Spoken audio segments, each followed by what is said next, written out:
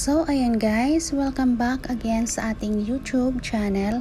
So ayan, kung bago ka pa lang sa aking channel, huwag niyo po munang kalimutan mag-subscribe para maging updated ka sa mga next videos na i-upload ko. So ayan guys, bali ang tutorial natin ngayon is kung paano nga ba mag-lock ng ating mga profile picture sa Facebook. Ayan, para hindi tayo ma-search or hindi kayo ma-stalk ng mga tao na hindi naman natin kakilala or may gawin na mga hindi maganda sa'yo. So, ayun, kailangan nating i-lock ang ating profile. So, mabilis lamang yan siya, guys. Bale, sundan nyo lang yung step na gagawin ko para mas mabilis. Okay? Para mas mabilis mong masundan.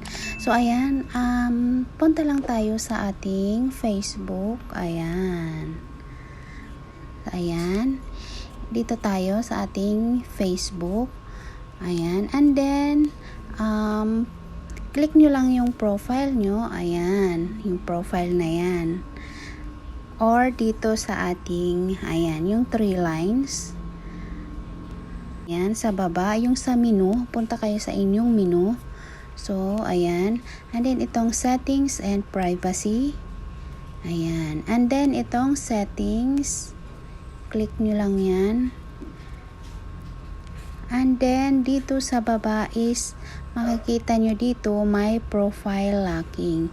So, i-click nyo lang yan siya, guys. Ayan. Yan ang magiging itsura ng inyong Facebook. Ayan. SS lang natin. Yan yung magiging itsura ng inyong profile account sa Facebook kapag nag-search sila or sinearch nila yung pangalan mo.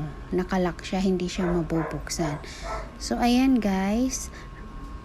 Pindutin nyo lang itong lock your profile. Ayan. So, ayan guys. You lock your profile. Okay nyo lang yan siya. So, ayan, makikita nyo dito guys is nakalock na siya. Ayan. And then, check natin yung ating profile. Ayan. And then, click ko lang itong 3 dots sa taas.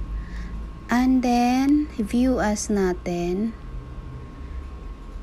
So, ayan. Ayan lang ang makikita nila sa inyong Facebook kapag sinearch ka nila sa Facebook account mo. Ganyan lang ang makikita nila. Hindi nila makikita yung mga post mo.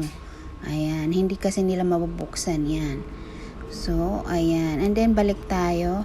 And then, makikita nyo naman dito, ayan, may unlock profile na nakalagay. Pwede nyo na rin yan siyang i-unlock. Ayan. Pipindutin nyo lang itong unlock na yan. So, ayan. Mabilis lang naman siya, guys. So, sana nakatulong sa inyo. Yun lamang siya, guys. Thank you. Huwag nyo po munang kalilimutan mag subscribe sa channel ko. Thanks!